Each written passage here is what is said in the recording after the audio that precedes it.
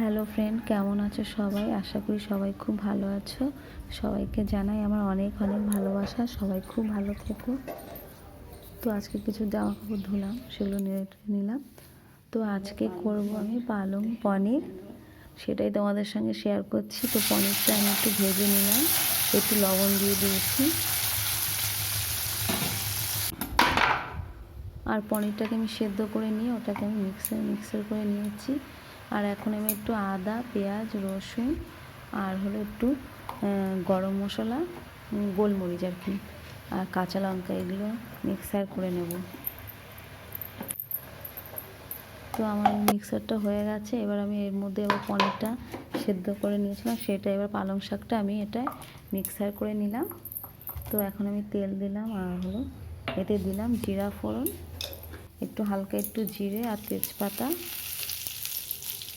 আর পনিরের তোমার পালং শাকের মধ্যেই আমি এটা দিয়ে দিয়েছি মশলাটা।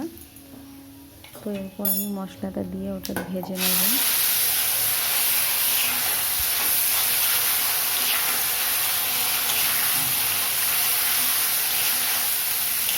তো মশলা দিয়ে সব কিছু দিয়ে আমি সুন্দর করে অনেকক্ষণ ধরে ওটাকে কষিয়ে নিলাম। কষিয়ে নেওয়ার পর একটু জল দিলাম হালকা করে, আর একটু চিনি দিয়ে নিলাম।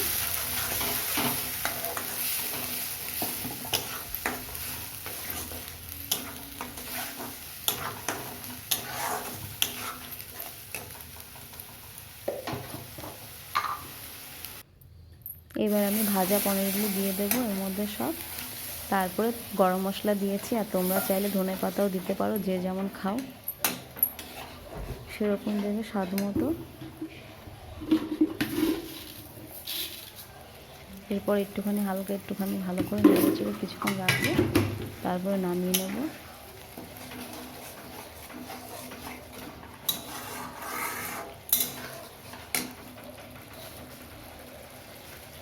তো পনিরের সঙ্গে হালকা একটু ফ্রাইড রাইস করেছিলাম, নইলে এমনি ভালো লাগে না খেতে। তো আজকে রেসিপিটা কেমন লাগলো তোমরা বলো। তোমরা সবাই খুব ভালো থেকো।